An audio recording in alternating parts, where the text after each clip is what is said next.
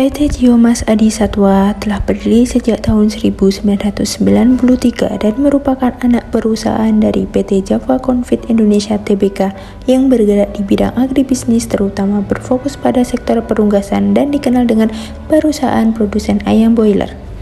PT Geomas Adi Satwa bergerak pada komersial farm yang berfokus dalam pengembangan dan pemenuhan kebutuhan ayam boiler. Salah satu komersial farm yang dimiliki oleh PT Geomas Adi Satwa yakni terletak di Desa Kasri, Kecamatan Bulu Lawang, Kabupaten Malang.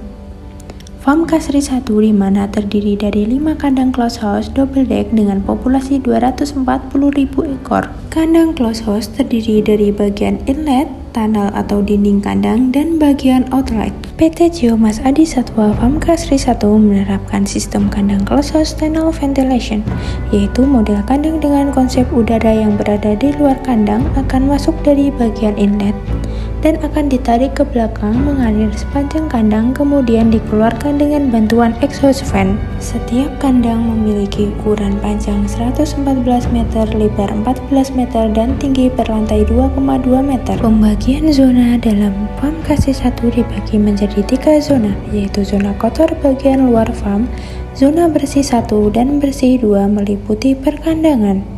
Sebelum memasuki area farm, karyawan maupun tamu wajib melewati main shower. Untuk sanitasi kendaraan motor melewati motorcycle dipping. Untuk mobil disanitasi dengan car spray. Dan truk yang akan memasuki area bersih 2 melalui car dipping terlebih dahulu. Sebelum memasuki area bersih 2, diwajibkan melakukan main dipping dengan cara menyelupkan badan ke bak dipping. Dilanjut dengan membilas dengan air bersih dan mengganti pakaian dengan seragam yang telah disediakan. Barang bawaan akan disanitasi di box fumigasi selama 10 menit. Farm Kasri 1 saat ini menjalani periode pemeliharaan ke-143. Persiapan check-in diawali dengan mengatur luasan brooding, pemasangan plenum, penataan gas olek. Dilanjut proses preheating dengan target suhu set point 36 derajat Celcius dan suhu liter 32-33 derajat Celcius. Chick-fan memasuki area farm, dilanjut dengan pengecekan surat jalan dan dipastikan kipas dalam mobil Chick-fan masih menyala. Box DOC diturunkan perlahan oleh operator dan ditata rapi, kemudian dilakukan sampling DOC dan pencatatan hasil sampling. Ambil beberapa DOC untuk dilakukan pengecekan residu vaksin hatchery. Jika terdapat bercak putih pada leher ayam, berarti vaksin hatchery sudah terserap dengan baik. Sebelum DOC dimasukkan kandang, operator melakukan penebaran pakan pada alas kertas DOC dan memasukkan galon drink secara bertahap. Kemudian DOC dimasukkan ke dalam kandang secara estafet. DOC ditebar dengan cara perlahan dan merata ke seluruh bagian kandang. Crop evaluation dilakukan dengan tujuan untuk memastikan DOC melakukan aktivitas makan dan minum dengan capaian tembolok 100% terisi selama 24 jam. Masa pemeliharaan ayam boiler di dalam satu periode berlangsung selama 35 hari. Terdapat 3 fase dalam pemeliharaan ayam. Pertama, fase starter. Ayam berusia 1-7 hari. Pada fase ini, ayam diberi pakan BR0 dengan kandungan protein 22%.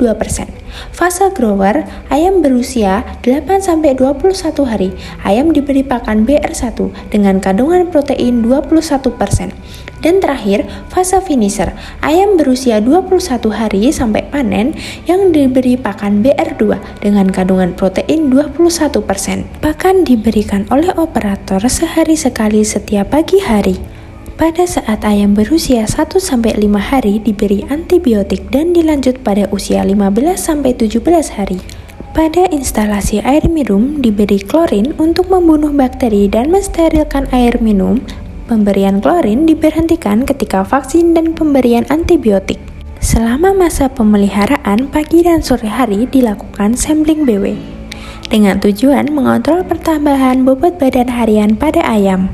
Program pencahayaan dilakukan pada ayam usia 1-7 hari sebesar 30 lux, usia 8-14 hari 10 lux, dan usia 15 hari sampai panen 5 lux. Pengecekan ketinggian nipel dilakukan dengan cara memutar hand wedge. Ketinggian nipel dikatakan pas apabila ketika ayam minum membentuk sudut 45 derajat. Memasuki fase grower, ayam dilakukan sexing. Pemisahan ayam jantan dan betina dilihat dari indikator bulu sayap, jengger, dan bulu ekor. Tujuan dari proses ini adalah untuk mempermudah pada saat panen penjarangan. Ayam betina diletakkan di sekat 1 dan 4, sedangkan ayam jantan diletakkan pada sekat 2 dan 3. Ketika liter sudah lembab dan menggumpal, dilakukan pembalikan sekam dan penebaran sekam baru di sekitar jalur nipel. Ketika ayam berusia 12 hari dan 19 hari dilakukan vaksin ND dengan dosis 24 vial Cefamon 6 buah per lantai. Sebelum vaksin, ayam dipuasakan terlebih dahulu. Sehari setelah vaksin, ayam diberi paracetamol untuk obat demam. Memasuki umur ke-24 hari, dilakukan panen penjarangan dengan bobot 1,4 sampai 1,6 kg. Dilanjut panen raya dengan bobot lebih dari 2 kg. Ayam disalurkan ke RPA internal maupun pembeli lokal. Ayam ditimbang dan dilakukan pencatatan BTPA. Setelah selesai proses pemuatan ayam, truk disiram dengan air dengan tujuan mencegah cekaman panas pada saat perjalanan. Setelah ayam habis terpanen, memasuki proses cuci kandang. Semua tempat pakan dan jalur nipel dinaikkan ke atas. Pertama, sekam dalam kandang dikumpulkan dan diambil oleh pengepul. Sekam yang tersisa dikumpulkan dan diproses fermentasi secara anaerob selama 10 hari. Selama proses fermentasi berjalan, diiringi dengan proses cuci kandang. Hari pertama dilakukan penyemprotan deterjen dan didiamkan selama 1 kali 24 jam. Hari kedua dilakukan proses pemilasan dengan air bersih. Tempat pakan dibersihkan satu persatu. Hari ketiga, penyemprotan desinfektan 1 menggunakan Deskrin dan Agrisid dengan dosis 8 ml per liter air. Dilanjut dengan membersihkan area sekitar kandang. Hari keempat, proses pemanasan lantai untuk membunuh sisa bakteri dan mikroba yang masih tersisa. Hari kelima, proses pengapuran area dalam dan luar kandang. Setelah 10 hari, sekam fermentasi dibuka, lalu dilakukan penebaran sekam dan ditambah dengan sekam baru. Hari selanjutnya dilakukan penyemprotan insektisida dengan Demon 100 CS. Tahap terakhir yaitu proses fogging menggunakan larutan Deskrin 1 liter, EFM 1 liter, dan air 1 liter. Setelah proses sanitasi kandang selesai, dilanjut dengan pemasangan sekat dan alas koran. Tempat pakan dan jalur nipel diturunkan.